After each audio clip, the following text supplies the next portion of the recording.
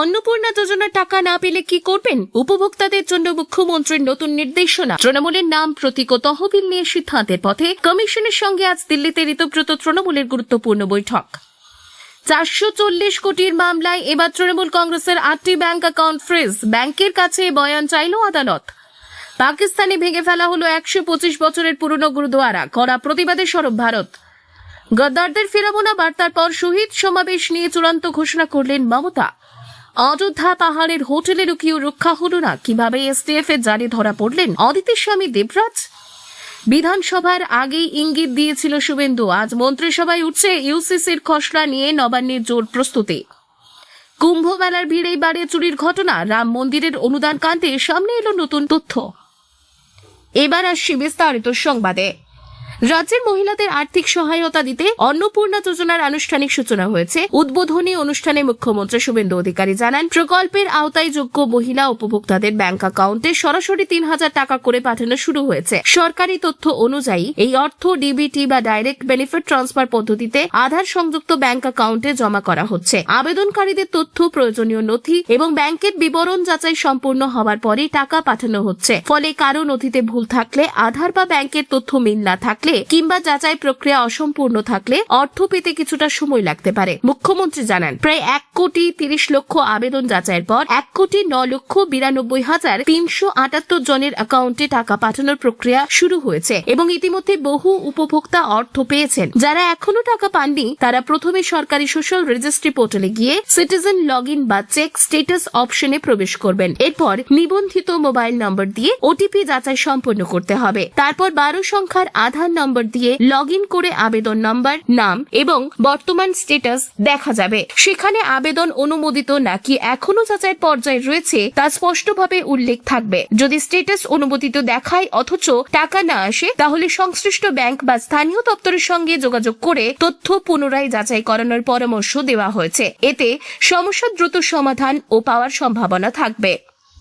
তৃণমূল কংগ্রেসের অভ্যন্তরীণ বিরোধ এবার পৌঁছে গেছে জাতীয় নির্বাচন কমিশনের দোরগোড়ায়। আজ দুপুর 12টায় কমিশনের ফুল বেঞ্চের সঙ্গে ঋতব্রত সমর্থিত গোষ্ঠীর বৈঠক হওয়ার কথা রয়েছে। এই বৈঠককে ঘিরে রাজনৈতিক মহলে জোর আলোচনা শুরু হয়েছে, কারণ দলের নাম, নির্বাচনী প্রতীক এবং আর্থিক তহবিলের নিয়ন্ত্রণ নিয়ে গুরুত্বপূর্ণ সিদ্ধান্তের সম্ভাবনা তৈরি হয়েছে। নির্বাচন কমিশন প্রথমে নির্ধারণ করবে কোন পক্ষকে প্রকৃত দল হিসেবে স্বীকৃতি দেওয়া হবে। সেই সিদ্ধান্তের উপরই নির্ভর করবে দলের প্রতীক, সংগঠনের অধিকার এবং ব্যাংক অ্যাকাউন্টে নিয়ন্ত্রণ কার হাতে যাবে। ইতিমধ্যে দলের সঙ্গে যুক্ত 3টি ব্যাংক অ্যাকাউন্টে ডেবিট লেনদেন স্থগিত রয়েছে বলে জানা গেছে। ফলে কমিশনের সিদ্ধান্ত না আসা পর্যন্ত এই বিষয়টি নিয়ে অনিশ্চয়তা বজায় থাকবে। রাজনৈতিক পর্যবেক্ষকদের মতে, অতীতে শিবসেনার ক্ষেত্রে নির্বাচন কমিশন যেভাবে প্রতীক ও দলের সাংগঠনিক অধিকার নির্ধারণ করেছিল, বর্তমান পরিস্থিতিতেও সেই নজির গুরুত্বপূর্ণ হতে পারে। যদি দুই পক্ষের বিরোধ দ্রুত মিটে না যায় এবং এর মধ্যে নির্বাচন ঘোষণা হয়, তাহলে কমিশন অন্তর্বর্তী নির্দেশ হিসেবে দলের প্রতীক সাময়িকভাবে স্থগিত রাখতে পারে। সেই পরিস্থিতিতে দুই গোষ্ঠীকে আলাদা নামে নির্বাচনে অংশ নেওয়ার সুযোগ দেওয়া হতে পারে এবং চূড়ান্ত রায় না আসা পর্যন্ত দলের আর্থিক তহবিলও স্থগিত থাকতে পারে। ফলে আজকের বৈঠক শুধু বর্তমান রাজনৈতিক সংকট নয়, তৃণমূল কংগ্রেসের ভবিষ্যৎ সাংগঠনিক অবস্থান নির্ধারণেরও গুরুত্বপূর্ণ ভূমিকা রাখতে পারে। কমিশনের সিদ্ধান্তের দিকেই এখন নজর রয়েছে রাজনৈতিক মহলের। তৃণমূল কংগ্রেসের প্রায় 440 কোটি টাকার ব্যাংক অ্যাকাউন্ট ফ্রিজ হওয়া নিয়ে কলকাতা হাইকোর্টে গুরুত্বপূর্ণ শুনানি হয়েছে। বিচারপতি সৌগত ভট্টাচার্যের বেঞ্চে দলের আইনজীবী কিশোর দত্ত জানান, আগে 3টি অ্যাকাউন্টে নিষেধাজ্ঞা থাকলেও বর্তমানে মোট 8টি ব্যাংক অ্যাকাউন্ট ফ্রিজ করা হয়েছে। এই ঘটনায় আদালত জানিয়েছে, অন্তর্বর্তী কোনো নির্দেশ দেওয়ার আগে সংশ্লিষ্ট ব্যাংকের বক্তব্য এবং তদন্তের বর্তমান অগ্রগতি জানা প্রয়োজন। সেই কারণে শরৎ বোস রোড শাখার এইচডিএফসি ব্যাংকে হলফনামা জমা দেওয়ার নির্দেশ দেওয়া হয়েছে। পাশাপাশি তদন্তকারী সংস্থাকেও বিস্তারিত রিপোর্ট আদালতে পেশ করতেও বলা হয়েছে। মামলার পরবর্তী শুনানির দিন ধার্য হয়েছে 8ই জুলাই। শুনানির সময় বিচারপতি মন্তব্য করেন, অভিযোগের প্রকৃতি এবং তদন্তের গভীরতা এখনো পুরোপুরি স্পষ্ট নয়, তাই ডেবিট ফ্রিজিং চালু রাখা কতটা প্রয়োজন তা আদালত বিবেচনা করবে। তৃণমূলের পক্ষ থেকে দাবি করা হয়, একটি রাজনৈতিক দলের নিয়মিত প্রশাসনিক খরচ চালাতে ব্যাংক অ্যাকাউন্ট পুরোপুরি বন্ধ রাখা যুক্তিসঙ্গত নয়। বিদ্যুৎ, জল সহ প্রয়োজনীয় খরচের জন্য অন্তত লেনদেনের সুযোগ থাকা উচিত বলেও আদালতে জানানো হয়। অন্যদিকে তদন্তকারী সংস্থার পক্ষে বলা হয়, অর্থের উৎস ও লেনদেনের ধরন খতিয়ে দেখা হচ্ছে, তাই এই মুহূর্তে নিষেধাজ্ঞা শিথিল করা ঠিক হবে না। আদালত জানিয়েছে, প্রয়োজনে দৈনন্দিন জরুরি খরচের জন্য বিশেষ ব্যবস্থা নেওয়ার বিষয়টি বিবেচনা করা হতে পারে। একই সঙ্গে অভিযোগের ভিত্তি, তদন্তের অগ্রগতি এবং ব্যাংকের অবস্থান পর্যালোচনা করেই পরবর্তী সিদ্ধান্ত নেওয়া হবে। এখন মামলার পরবর্তী শুনানির দিকেই নজর রয়েছে সংশ্লিষ্ট পক্ষের। পাকিস্তানের পাঞ্জাব প্রদেশে প্রায় 125 বছরের পুরনো একটি ঐতিহাসিক গুরুদ্বারার অংশ ভেঙে ফেলার ঘটনাকে ঘিরে ব্যাপক বিতর্ক তৈরি হয়েছে। অভিযোগ, গত 24শে জুন রাতে প্রয়োজনীয় সরকারি অনুমতি বা নো অবজেকশন সার্টিফিকেট ছাড়াই ফারুকাবাদের শ্রী গুরু সিং সভা সাহিব গুরুদ্বারার একাংশ বুলডোজার দিয়ে ভেঙে ফেলা হয়েছে। এই ঘটনার পর স্থানীয় শিখ সম্প্রদায়ের মানুষ প্রতিবাদে রাস্তায় নামলে বিষয়টি প্রশাসনের নজরে আসে। ধর্মীয় ঐতিহ্যের সঙ্গে জড়িত এই ঘটনায় সংখ্যালঘু সম্প্রদায়ের মধ্যে উদ্বেগ এবং ক্ষোভ ছড়িয়ে পড়েছে। ঘটনার পর ভারতও কড়া প্রতিক্রিয়া জানিয়েছে। বিদেশ মন্ত্রকের মুখপাত্র রণধীর জয়সওয়াল এই ঘটনাকে অত্যন্ত উদ্বেগজনক বলে উল্লেখ করে দ্রুত নিরপেক্ষ তদন্তের দাবিও জানান। পাশাপাশি দোষীদের বিরুদ্ধে কঠোর ব্যবস্থা গ্রহণ এবং ক্ষতিগ্রস্ত গুরুদ্বারার দ্রুত পুনর্নির্মাণের আহ্বানও জানানো হয়েছে। ভারত পাকিস্তানের কাছে ধর্মীয় সংখ্যালঘুদের নিরাপত্তা ও উপাসনালয় রক্ষার দায়িত্ব পালনের বিষয়ে গুরুত্ব দেওয়ার আবেদন করেছে। এদিকে এই বিষয়টি প্রকাশ্যে আসতে পাকিস্তানের পাঞ্জাব সরকারও সক্রিয় হয়েছে। মুখ্যমন্ত্রী মরিয়াম নওয়াজের নির্দেশে সংখ্যালঘু বিষয়ক মন্ত্রী রমেশ সিং অরোরা ঘটনাস্থল পরিদর্শন করে পুনর্নির্মাণের আশ্বাস দিয়েছেন। পাশাপাশি কমিটির মালিকানা ও ওয়াকফ বিভাগের অধীনে রয়েছে কিনা তা খতিয়ে দেখতে উচ্চ পর্যায়ের তদন্তের নির্দেশ দেওয়া হয়েছে। তবে স্থানীয় কিছু ব্যবসায়ীর দাবি, বহু দশক ধরে এলাকাটি পরিত্যক্ত ছিল এবং সেখানে বহু পরিবার বসবাস শুরু করেছে। ফলে পুনর্নির্মাণের সিদ্ধান্ত বাস্তবায়নের ক্ষেত্রে পুনর্বাসনের বিষয়টিও এখন বড় চ্যালেঞ্জ হিসেবে সামনে এসেছে।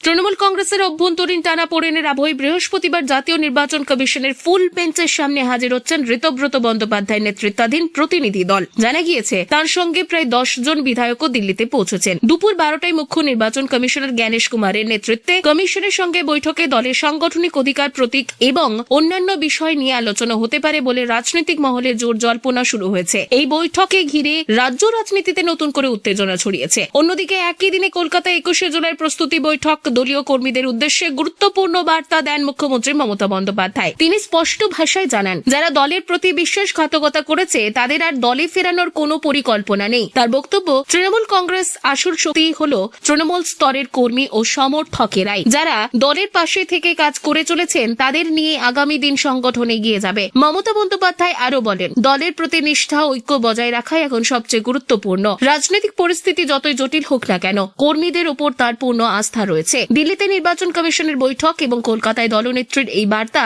দুই ঘটনাকে রাজনৈতিকভাবে অত্যন্ত তাৎপর্যপূর্ণ বলেই মনে করছেন বিশ্লেষকেরা। আগামী দিনে নির্বাচন কমিশনের অবস্থান এবং তৃণমূলের সাংগঠনিক পদক্ষেপ রাজ্যের রাজনৈতিক সমীকরণের গুরুত্বপূর্ণ প্রভাব ফেলতে পারে। বেঙ্গল এসটিএফ ও বিধাননগর পুলিশ কমিশনারেট যৌথভাবে হানা দিয়ে বুধবার পুরুলিয়া থেকে তাকে গ্রেপ্তার করে। বৃহস্পতিবার তাকে আদালতে তোলা হবে। কলকাতা হাইকোর্টে জামিনের আবেদন খারিজ হয়ে যাওয়ার পর পুরুলিয়ায় অযোধ্যা পাহাড়তলি এলাকার হোটেলে কার্যত লুকিয়ে দিন কাটাচ্ছিলেন বিধাননগর পৌর নিগমের প্রাক্তন মেয়র পরিষদ দেবরাজ চক্রবর্তী, কিন্তু শেষ রক্ষা হল না। বেঙ্গল এসটিএফ ও বিধাননগর পুলিশ কমিশনারেটের যৌথভাবে হানা দিয়ে বুধবার পুরুলিয়া থেকে তাকে গ্রেপ্তার করা হয়। বৃহস্পতিবার তাকে আদালতে তোলা হবে।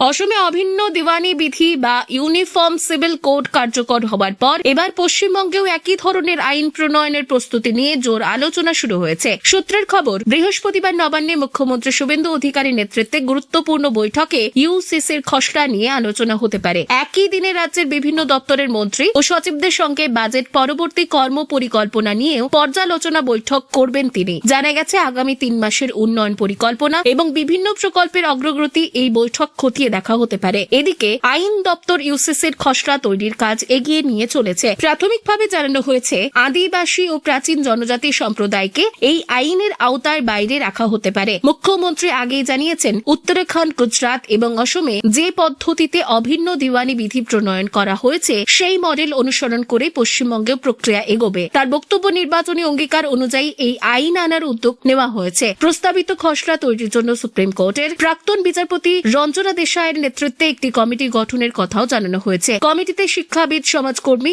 এবং প্রশাসনিক কর্মকর্তারাও থাকবেন। বিভিন্ন সামাজিক ও আইনি বিষয় নিয়ে তারা সুপারিশ জমা দেবেন। উল্লেখ্য, অসমে কার্যকর হওয়া ইউসিসিতে বহু বিবাহ নিষিদ্ধ করা হয়েছে, বিয়ের নিবন্ধন বাধ্যতামূলক করা হয়েছে এবং লিভ ইন সম্পর্কের ক্ষেত্রে নিবন্ধনের বিধান রাখা হয়েছে। পাশাপাশি ছেলে ও মেয়ের সমান সম্পত্তির অধিকার এবং বিয়ের ন্যূনতম বয়স সংক্রান্ত বিধানও সেখানে অন্তর্ভুক্ত রয়েছে। অযোধ্যার রাম মন্দিরে অনুদানের অর্থ নিয়ে আর্থিক অনিয়মের অভিযোগে তদন্ত চালিয়ে গুরুত্বপূর্ণ তথ্য সামনে এসেছে বলে দাবি করেছে উত্তরপ্রদেশ সরকারের গঠিত বিশেষ তদন্তকারী দল এসআইটি। তদন্তকারীদের প্রাথমিক অনুমান, 2025 সালের কুম্ভ মেলার সময় বিপুল সংখ্যক ভক্তদের দেওয়া দান ও প্রণামীর অর্থের একটি বড় অংশের অনিয়মের ঘটনা ঘটেছে। এই মামলায় এখনো পর্যন্ত 8 জনকে গ্রেপ্তার করা হয়েছে। তদন্তে উঠে এসেছে, ধৃতদের মধ্যে কয়েকজনের বিরুদ্ধে অনুদানের অর্থ ব্যবস্থাপনায় গুরুত্বপূর্ণ ভূমিকা থাকার অভিযোগ রয়েছে। এসআইটির দাবি, জিজ্ঞাসাবাদের সময় মূল অভিযুক্তদের কয়েকজন অনিয়মের বিষয়টি স্বীকারও করেছেন। এদিকে ঘটনাকে কেন্দ্র করে ফৈজাবাদে বার অ্যাসোসিয়েশনও কঠোর অবস্থান নিয়েছে।